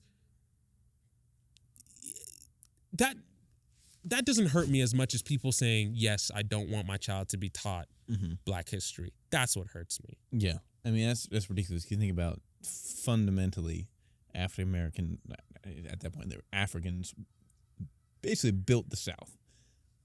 And you're going to be like, just skip over that part. Yeah. But why? Think about all the inventions and stuff that, there's this one guy. Traffic light, peanut butter. Tons of stuff. Yeah. I was just like, oh, I had no clue. Why? Because they don't U.S. teach history it to doesn't us. teach us. I think we talked about one time is the Tulane, the bombing. It might not be Tulane. It might be Tulsa. Oklahoma? Yeah. Oh, you didn't know about that? Where they set the Black Wall Street on fire? Yeah, and they had bombs from planes and they just dumped stuff, over this. Because black people were doing good. And that's one of those things that, how was I not 25 they didn't teach it to you. They didn't teach it to you. Yeah, U.S. educational system. Why? But let's break it down. Why not teach that? What's the benefits of not teaching Black history? I don't know. You kind of get to shape it the way you want. And, the perspective of the people who write the history tend to be, I would assume, would be white. They can, paint them, in a better picture rather than demonizing them and seeing them as the oppressor. We don't have to see. That's what they was. But they don't want maybe So I always say this, and you know me. If you don't want to be seen as something, just don't do it.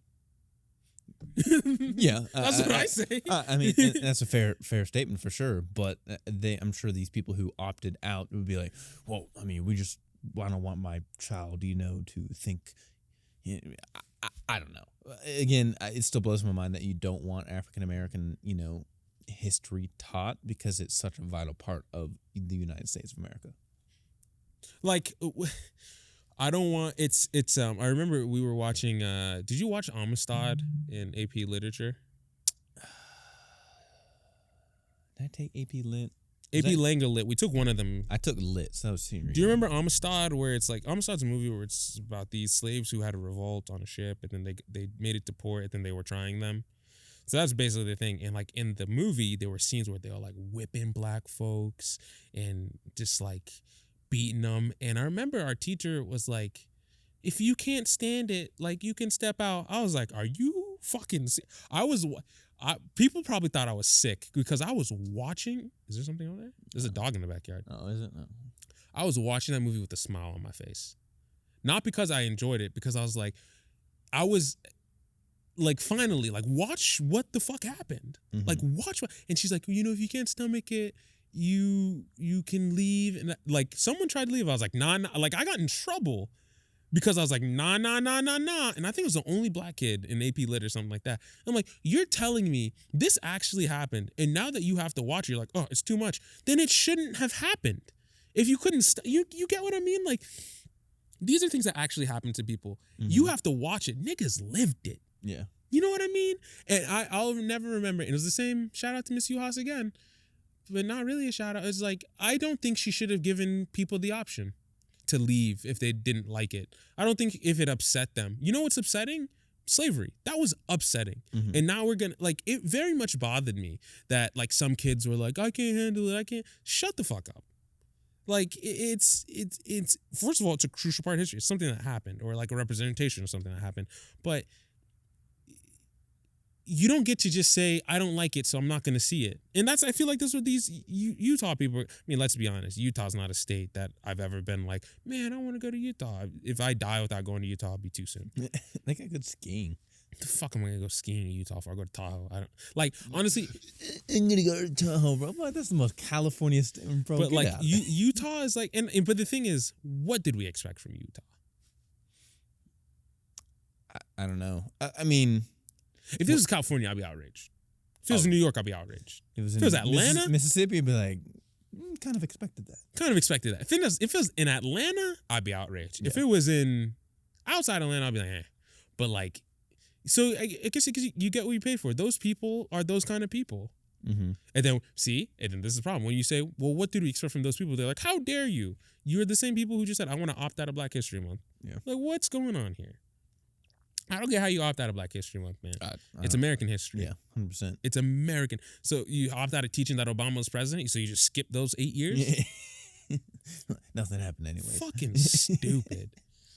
But I mean, yeah, to me it was bold. It was brazen. It was hurtful. Yeah. So I mean, I hope it doesn't ever come to.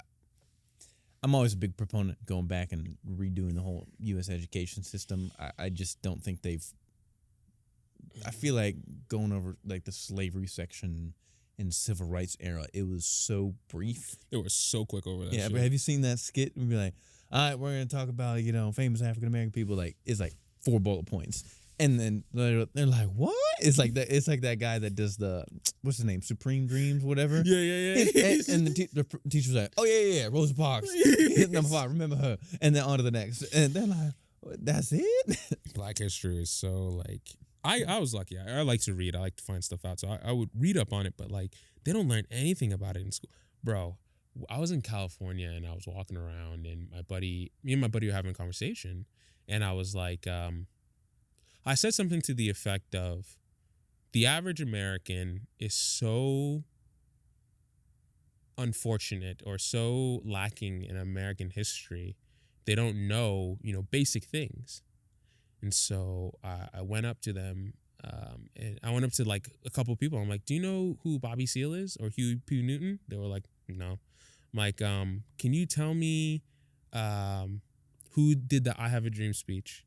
I said, no. And I even asked other things like, which president was shot in Dallas, Texas? Texas. And those last 2 should be pretty well known. Right. First two, I know. They started the Black Panthers. Oh, okay. But Again, I'll give you that one. That's a deep cut. That comes down to they don't teach enough. Yeah, about that's a everything. deep cut. I'll let that one slide. Or like you can ask, bro. My favorite is like, who's the Secretary of State? Who's the Secretary of Defense? Who's the Vice President? Who's the who's the Majority Leader of the House? Like you ask people that, they don't know any of it. It's like wild, man. How do you not know things about your own country? Well, it's because they don't. The thing is, like, when you're growing up, if you don't care about education, like if you have, some other interest, why am I going to go out of my way to go study up on how the different branches of the U.S. government works? Because I don't give two shits. But the thing is, and this is always my counter to that is, what the U.S. government does affects your everyday life. But you should care. Does my knowledge of it have any impact on how efficiently runs? Absolutely no, not. but I think you should know, so you know where they're bamboozling you, how they're bamboozling you, how you can vote against them bamboozling you. Like, I feel like you should know the process so that when the opportunity to fight against it, not storming the Capitol, comes about, you can fight it in the right channels. But I don't think people even understand what their votes mean. What we've learned and what I know is the president doesn't matter.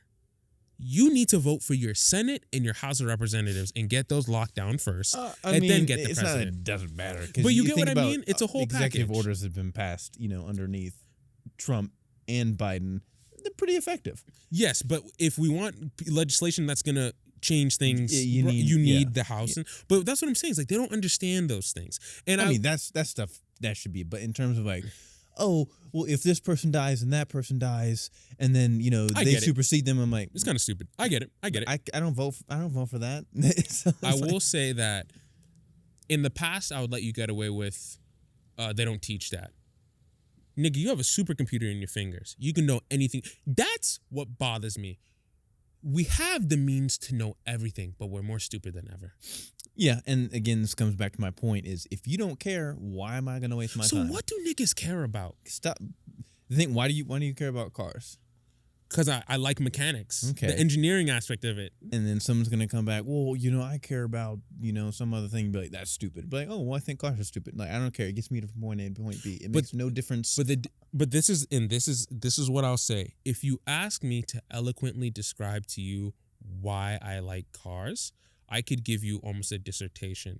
You ask them why they like what they like. Most people go, I just like it. It's not the same. And you're making the assumption just because you have a more detailed explanation of why you like it, it outvalues their... It does, because I can give you very true, stimulating, scintillating fact. Objective. We need to let that shit go, bro. Niggas need to stop having subjective opinions. See, that's the thing is, like, my point is, we're literally arguing about opinions. And what you like, and that comes down. That happens all the time because you don't share the same opinion. Like, that's stupid. Like, how are you going to tell me what I like and what I don't? It is stupid. It is stupid. Ciao. Because this is my thing. If you can't eloquently defend your interest, not your interest, bro. That's my subjective opinion. If you cannot eloquently defend what you enjoy, it's cursory, superfluous. I like it because I like it. Stupid. I like it because I like it. Stupid. You know that bothers me. This is so stupid. I hate people like that. Like, I hate people who are, I'm like, and niggas like trying me too. They really do. They'll be like, why do you like music so much? Because I'll do this to people. I love arguing. I'll be like, someone will like something like reality TV. I'll be like, that's stupid. What do you get from that? They're like, well, why do you like music so much? And I'll be like, I was hoping you to that. Yeah. I'd be like, I mean, where do you want to start? From the inception of music and how it, alters the moods of human beings. It can create moods that are vastly different. Not only does it do that, it can, like, and I'll go on for minutes. Mm-hmm. And then they'll be like, well, I just like TV. And I'm like, no. Yeah. No. I guess that was a good segue into how music makes you feel. So yeah, that was quality your on that. How music, music. Okay. What did you say to me today when I came downstairs from my shower? Oh, it made a pun about music. Boy, one, I'm not going to repeat what I said. You should. No, I'm not going to repeat what I said. Because you got a job and you scared. You shouldn't have said it. Yeah, then. well, I said it behind closed doors. The political way to say it. You were listening to some screamo music. Was first? How dare you, nigga? Oh, is that not screamo? It's not screamo. What is it? First of all, there's metal, heavy metal, screamo, hard rock. Like you don't even know. Yeah, because screamo was the screaming. They weren't not screaming. for people with your melanin count. See. Okay. Now you want to get into it. This is what you really wanted to. Yeah. Music has no race. Music has no race. Music has no color. Music has no, any of that shit. Anybody can listen to any music that they want. And that's fair. It just so happens that the music that you listen to tends to have a higher racial density in the Caucasian population. Hey, if Kyle, Kevin, and Connor like listen to Disturbed, that's on them. I like Disturbed. Because you know how that makes me feel? Disturbed. Yeah, that was the pun. Nigga. That was the pun that I came in, and which is fair. You think about, I get it all the time. Is like, oh, you listen to EDM? I'm like, black people invented house music back in the 70s.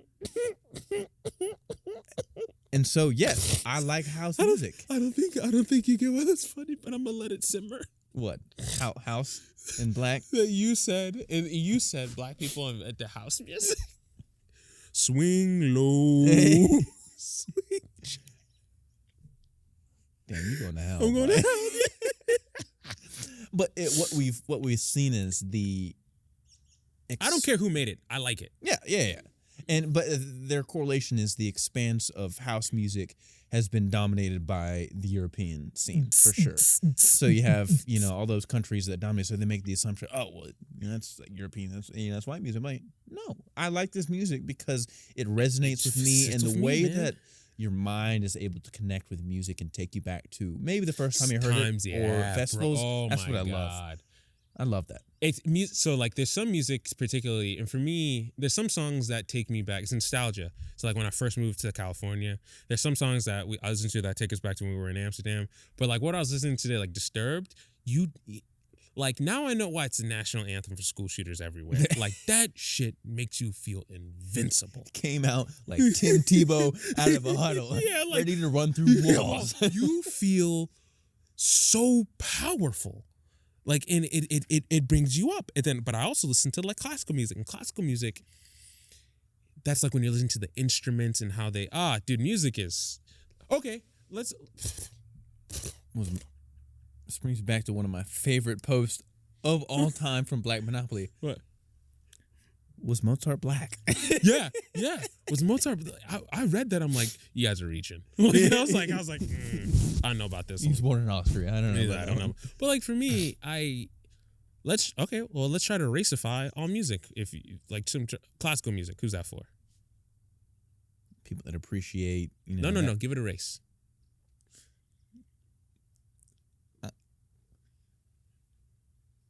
I'll go with Asian people. I was gonna say the same thing. Yeah, because they just tend to do a lot of string instruments. Classic rock.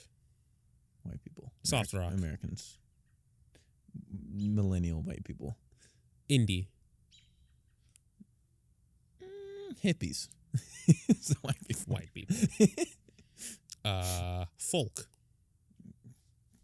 Same. Say it. No, I want you to say it. I would say one. I don't even know what folk music is. Really. Folk. Say it. The same as your Adidas stripes. Why can't you say white people? White boy. It is white people. Hip hop music.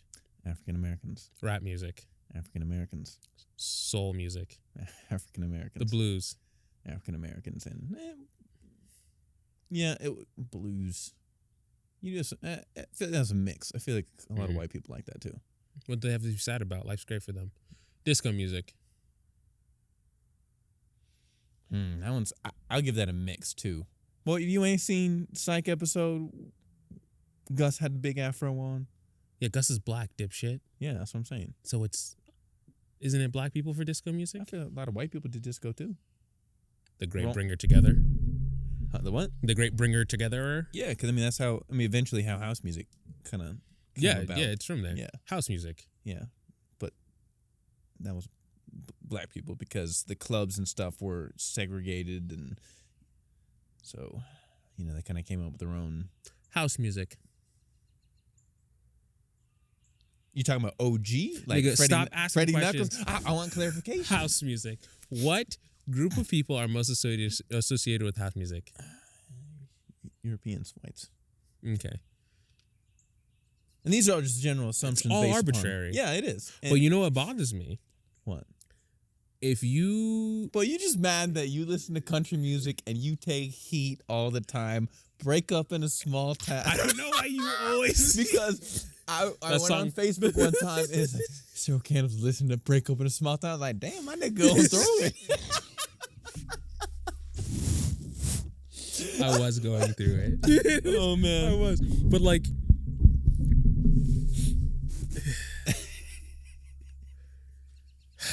I just think it's funny.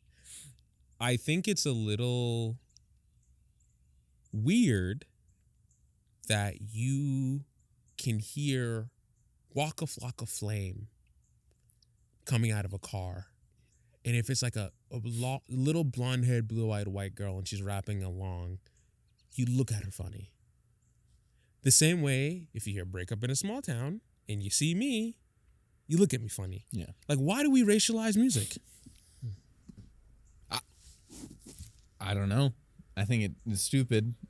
It's even really though dumb. I do it, but I guess I'm part of the flaw of You're society. part of the problem. Yeah, I am. I try not to. My thing is I don't like country music because it's slow. Typically, I don't like slow music. Even in the EDM stuff, if it's slow, I don't like it. I want something up. That's true. You like that. You like that European school shooter music. That's what you like. No. There's a difference. You got house, techno, and then you take it above Deep house? hardcore. You like that hardcore shit. I hate hardcore. Bro. Hardcore is that doom doom doom doom. It's like That's that. you. No. That's techno. I don't know if you've heard like a hardcore song before. I try not to. It is awful, Bro. It is.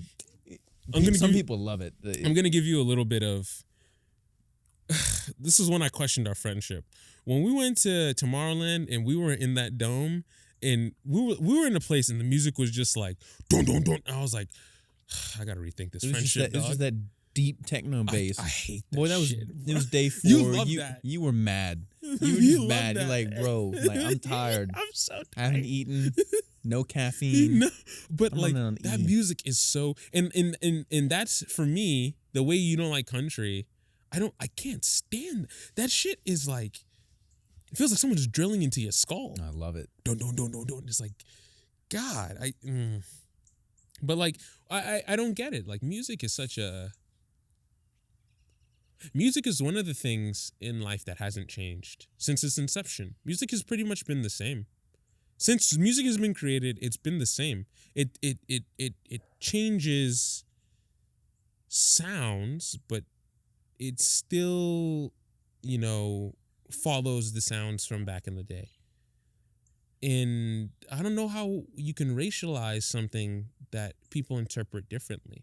Like no one should be able to say that's white music, that's black music, that's music should just be music. Like I don't understand how we something that affects us so personally and makes us feel so great is so what's the word? Politicized? Is that the right word?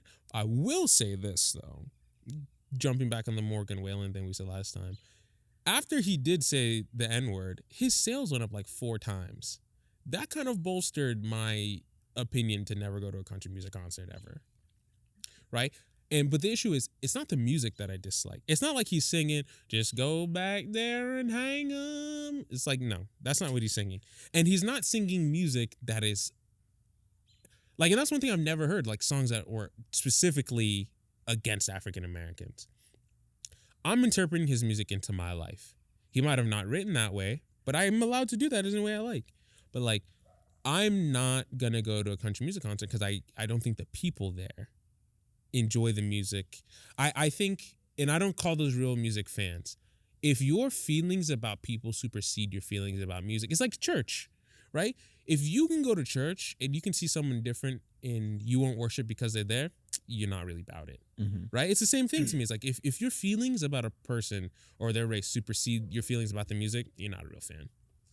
Yeah, and you think artists are gonna direct music towards their specific Fan base, you think? Yeah, but bro, why would you ever want to limit your fan base? Aren't you trying to make more Trying money? to make that paper, boy. Yeah, so that's Not about that's more BS. money. Some people just want their music to be heard by more people. Some artists just want to be like one of my favorite artists, and I get a lot of heat for this. I don't know if you know this. Is it my girl? Who? Oh, Sinead. No. Sinead. Is Sinead? I don't even like. Forgetting about her stunning beauty, she just seems like an awesome person. Like I would love to just meet. Like, that's my dream lady. Bro, She'll never her talk voice to me. Angelic. melts the Just- heart. Just a cold nigga like me. Yeah. But no, John Mayer, one of Okay. my favorite artists ever. And it's not like everyone was like John Mayer is like a soft boy. John Mayer is a guitar wizard. When I started getting into playing guitar, like you learn like how hard it is. And you learn about the complexities of different styles. John Mayer is one of the all-time greats. Like his style is completely different, yet it's pulling from all these others. Like he's amazing. But not only that is he makes me feel like for him it's about the music. Like obviously he makes money off of it, but one thing he said was, I don't make money. I'm not famous. He's like, I'm rich and famous, but I'm not rich because I'm famous. The nigga's rich because he makes good music. He just happens to be famous off of it. And I'm like, that's a really good way to put it. But he's just someone who loves his craft. Like going back to what we said about the classics, the man loves his craft and puts time into what he does. Like he'll tell you, I know I write certain songs that won't be hits, but I write them anyway because the technicality of it and the way that I love it is why I write it.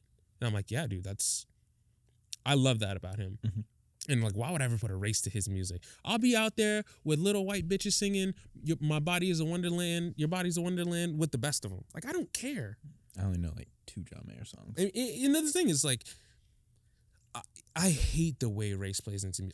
As someone who's a true music fan, it disgusts me. If I go to a concert for Moneybagg Yo, you know who Moneybagg Yo is? Yeah. Yeah, it is all middle-aged white women. I think that's even better, right? Like that's like, why are we racial? Why? Because I guarantee you, there are some people sitting there. There is some small, dainty Asian girl who plays the violin, who loves her some goddamn 50 Cent. In the club is her shit. But because of what people would think about her, she has to indulge in that privately. And that's not right. You know? Again, I feel like a lot of our topics kind of come back to the flaw of human nature society. is you care so much about the opinion of other people.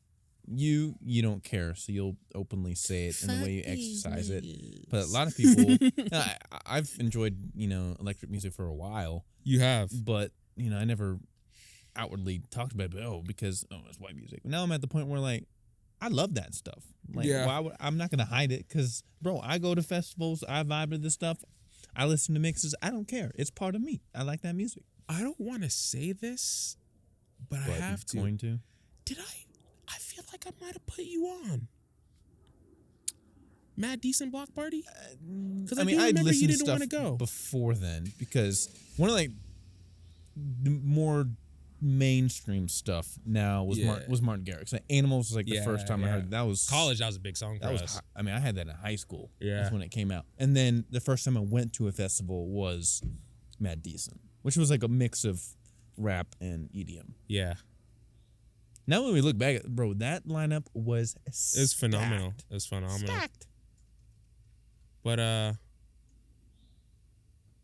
don't know, man. It's just I don't know. It's one thing I don't understand, and I'll never understand it. But hey. But yeah, no, I think it's a good segue to end the show. think so too. Been good. It's very cold outside. It is. I have lost all feeling in my toes. in my Yeezys. My toes are gone. You know, it's the best we can do. Yeah. Well, thank you guys for watching, and as always, comment and subscribe. Most importantly, don't forget to like my shit. Thank you, Jackson.